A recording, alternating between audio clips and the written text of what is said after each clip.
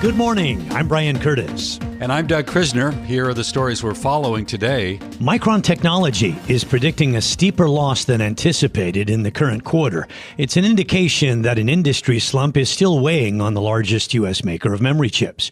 The company predicted a fiscal first quarter loss of as much as $1.14 a share, excluding some items. And that was much worse than analyst predictions of a 96-cent loss. Here's CFRA analyst Angelo Zeno. This is a company that's seen its revenues decline north of 50% peak to trough, right? I mean, this is probably the ugliest downturn we've seen on the memory side of things since the financial crisis. So it's been a long time coming here over the last couple of quarters. And that is Angelo Zeno. On a positive note for Micron, revenue is expected to start recovering in the period. Micron expects sales of $4.2 to $4.6 billion compared with an estimate of $4.21 billion. Micron stock was up during the regular session, about 0.4%, and just trading here in after hours, with a loss of about 4%. And Doug, I'll have a little bit more on the China angle on this in a moment. Let's move on to the hedge fund Citadel. The firm is preparing to push back against a probe by the Securities and Exchange Commission over the use of WhatsApp. Sources telling us that Citadel has told industry peers it's planning to battle the SEC if the regulator moves against Citadel. Here's Bloomberg's Sonali Basak. Back in January, the Managed Funds Association had said that the rules for the private funds industry are different than that of the banks. Now, there's no sense that the SEC will necessarily bring a case forward, but as we've been reporting here, we know that they've really expanded the probe here and the idea of looking at more private funds, hedge funds, private equity firms, Apollo, Blackstone, all facing these same questions when it comes to communication from employees and how the SEC looks at it. That is Bloomberg's Sonali Basak. Now, so far, the banks have paid more than $2.5 billion to settle probes by U.S. regulators into employees' use of unofficial messaging platforms for business.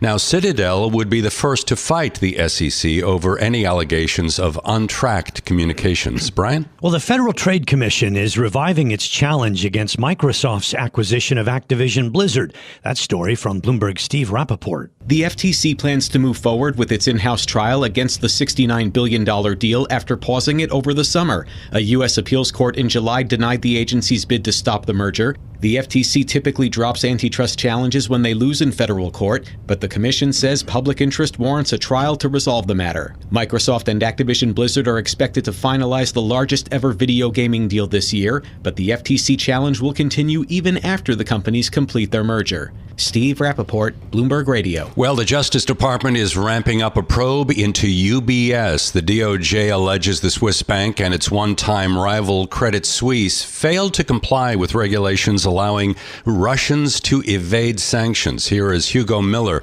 from Bloomberg's offices in Geneva. We should stress that this is not in any sense, from what we understand, the DOJ suspecting that the bank has actively sought to have people avoid sanctions. When you onboard, to use the bank jargon, a client, or when you offboard a client, you have to make sure that you're doing the necessary compliance. In this case, what the DOJ suspects is that there were just some fundamental failures of due diligence. That is Bloomberg's Hugo Miller reporting from Geneva. Now, if you look at U.S. traded shares of UBS today, they were down nearly 4%. Brian?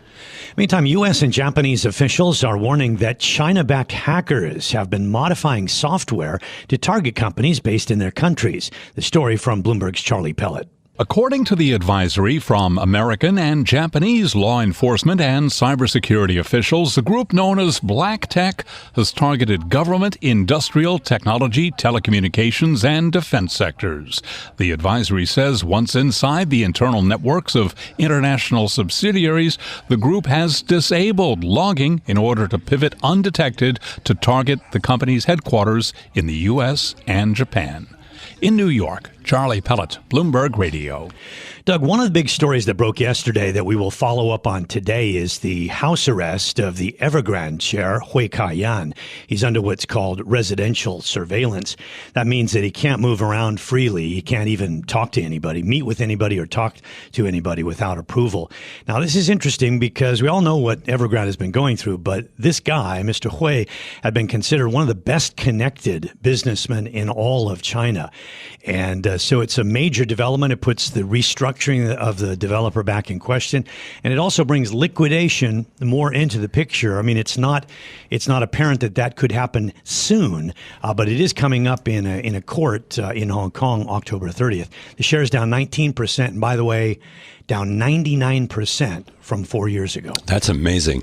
When you look at some of the risk over here in the States, Brian, obviously we have to consider the potential for a government shutdown. It risks up to $1.9 billion a day in lost or delayed revenue. And I think we also have to add to the list the auto workers strike, now in its 13th day. We know now that the union is planning to expand the strike on Friday if there isn't major progress. It's kind of interesting because today, Neil Kashkari, the head of the Minneapolis Fed, was telling CNN, if these downside scenarios were to hit the American economy, the Fed might have to do less with monetary policy in order to get inflation back down to 2%. Yeah, it's really hard to discount all of these possible developments. So we're talking about the Fed going down. Just the other day, we were worried about Jamie Dimon's 7% on the Fed funds rate. A couple of other quick notes. I mentioned that I would rope in China's angle on Micron. Back in May, China said that Micron's products were a national security risk. And that meant that any sales in China were in question. What's interesting about the report today from Micron is that although profit is still struggling, they are pretty upbeat now about a pickup in revenue coming. So that might mean that Micron is navigating the China restrictions. I don't know if I'd say well, but at least okay. And one other quick note, I think it's important to note this, that China-Europe relations did not blow up over these U.S. or EU subsidies on EVs. There were plenty that were worried about a new trade war that could even rival what we saw from former President Trump and the U.S. and China, but that didn't develop. And in fact, European officials, after their trade minister's trip, found the government in China to be willing to talk and willing to make some new promises. Now it's time for global news. As the deadline for a government shutdown looms, there are more and more people coming out saying it looks inevitable. Ed Baxter is covering the story with other global news from San Francisco. Ed? Yeah, that's right, Brian. Now, the man in the crosshairs of the shutdown, House Speaker Kevin McCarthy, is not one of those who feels it's inevitable. He says he feels a continuing resolution can be passed by the end of the week. Why don't you sit down in a meeting? Why aren't you serious about making sure government doesn't shut down? The first thing I would do, I would sit down with us. I want to sit down with the president to secure that border. So, listen, that now seems to be the sticking point today. The border. He blames President Joe Biden, of course. He should finish where the wall is at. He should have remained in Mexico. He's got the Title 42 as well, to be able to secure the border and stop moving everybody across illegally. So the message has shifted again. Senate Majority Leader Chuck Schumer delivered a message aimed directly at McCarthy. Speaker McCarthy, the only way out of a shutdown is bipartisanship. And by constantly adhering to what the hard right wants, you're aiming for a shutdown. They want it. You know it. You can stop it.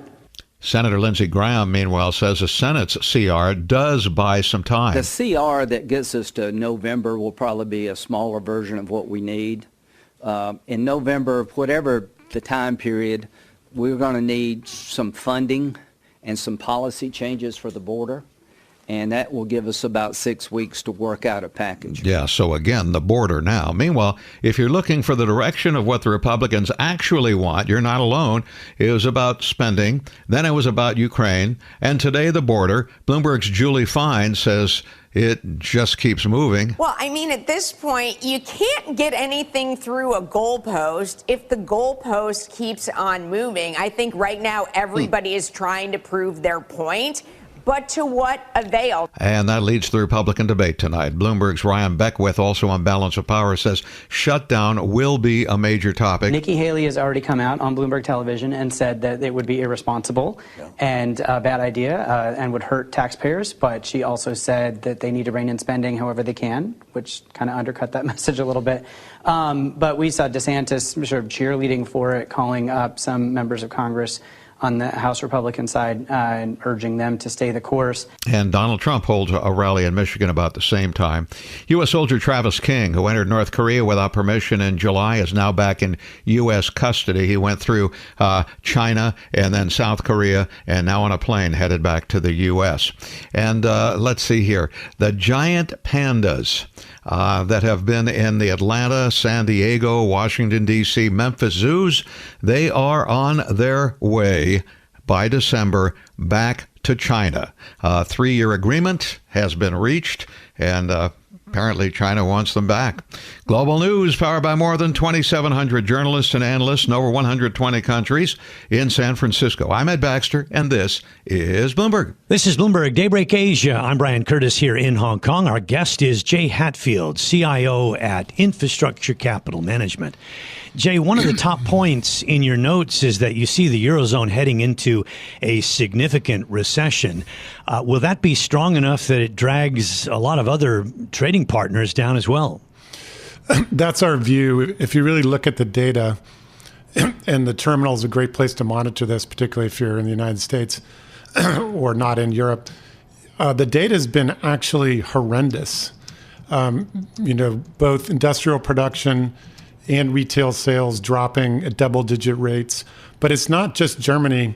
France's PMIs are very weak. Italy had a big drop in retail sales. So we think, since Germany is 30% of the Eurozone GDP, that not just it will drag the rest of Europe, but really this ultra-tight ECB policy. They shrank the monetary base by 500 billion in the last 2 months.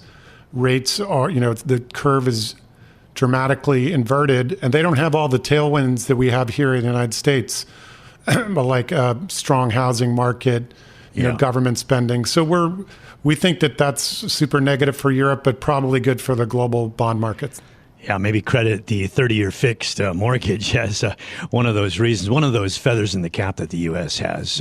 But the higher interest rates, the effect of that is likely to be happening in the U.S. as well. It doesn't seem so tangible at the moment, but you must be figuring that the U.S. is also in danger of slipping into recession. Well, we definitely think that it's going to slow. The the landed GDP, which is the real-time GDP tracker, is kind of at a ridiculous 4.8%. Our forecast is the U.S. economy slows to 1% to 2%, but does not go into recession like Europe. And we have 3 or 4 big advantages over Europe. Our natural gas prices are 80% below Europe and the rest of the world, which also translates into electricity, because that natural gas price is electricity at the margin. I mentioned we have these 4 spending bills that are all, for the first time probably ever, counter-cyclical because they're focused on investment. And then we have a shortage of housing and autos. So all these factors, really don't exist in Europe. And so we think we'll stay out of recession, but we're calling for a major recession. I think a lot of people think Germany's already in a minor recession, but that Germany's really the weakest link. I'm curious about the spike in energy prices and what you see as the cause. A lot of people talk about supply, but if demand is also part of the equation, then that would seem to be suggesting some support, that there's some residual growth there that doesn't go away. Well, what I think a lot of people don't appreciate about the demand side, you've been talking about China a lot and slowing in China. Demand is very sticky, particularly in China. So even if their growth is 3% versus 6%, they still have steady growth in demand. And that's true for most of the world. And by the way, Europe is not a major consumer of oil. They have very high gasoline prices because of taxes. So on the demand side, it just grows slowly. But for the first time ever, we actually have slow growth in supply. We call it OPEC++. So not just Russia and the normal OPEC, but also U.S. production is growing very slowly, mostly because of the capital markets, a little bit because of ESG and the current administration. So particularly with OPEC constraining production, we're pretty bullish on oil prices. Think that the range next year is going to be 85 to 105. Having said that, we don't think it's going to be a super spike, but it is negative for inflation. And the Fed tends to underestimate the bleed through from headline to core. So we're bearish about a lot of near-term inflation indicators like PCE, because you do get immediate bleed through, which the Fed doesn't seem to appreciate. So how much risk are you willing to take on now in portfolios? Well, right this moment in time, we're trying to take on as little risk as we can. I mean, we do run long-term ETFs that, aren't hedge funds, but we do have a hedge fund. We don't have any risk on in that hedge fund. But having said that, if we're correct that Europe is going to go into a significant recession and rates stop going up every day like they are now, so find a bottom on the prices and a top near 450, then we are very bullish about the fourth quarter. But the real thing to track, it's not really seasonality. What it is news flow. And there's no news flow until we have earnings season that's likely to be positive. You just give macro news and open market, open mouth operations from the Fed, which all tend to be negative. So random news tends to be negative. Earnings news when the U.S. economy is strong is almost always bullish. So we would wait to add risk till like mid-October. Yeah, I was hearing a lot of analyst calls in the past 48 hours that in this little recent mini correction that we've had, it hasn't really hit tech too hard, maybe 8 to 10% or so. And some are saying that you won't really get a clearing until that happens. Could you see a major correction around the corner? And if so, do you think that high quality tech will get targeted or no? Well, what a lot of people don't appreciate is they always say, oh, well, tech is a long duration asset, so it's interest rate sensitive. But if you really, we're bond investors. So if you actually calculate duration, it's almost the same for all companies that are publicly traded. So it's not really interest rates. But having said that, interest rates affect the whole market. And when the whole market goes down, the high beta stocks go down the most. Like NVIDIA is a 2 beta stock. Most of the big cap tech stocks are 2 beta. So if the market keeps going down, tech will get smashed the most. We actually think that trading so far, we've been cautious, publicly cautious about the fall period, which isn't that insightful, but it's coming true. We actually think the trading so far has been pretty orderly, given how much the 10-year is sold off. So we actually would say it's bullish, and you got this strange bounce today, even though everything seemed terrible.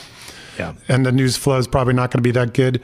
So we remain constructive, but just with the only caveat is we have to also be right about the bond market, not sort of doing a Jamie Dimon going to infinity. Yes. Yeah, we referenced that a few moments ago. Okay, final question. I want to switch to China. You mentioned that we talk about China a lot, so I would hope that you're a dedicated listener. We note that China-EU relations didn't take a dip, even though there were some sharp comments leading up to this trip by Valdis Dombrovskis, the 4-day trip. But European officials seem to back away from some of the really sharp language. Should we take that as a good sign about policy? I think so. I mean, Europe is, and particularly Germany, which we already discussed, is far more dependent on net exports and China being the leader there. So they would really be shooting themselves in the foot, and they'll probably let the U.S. take the lead on China bashing and be in more self-preservation mode. So we would take that as a constructive step and just recognize that Europe has the luxury of letting the United States take the lead on being the tough guy.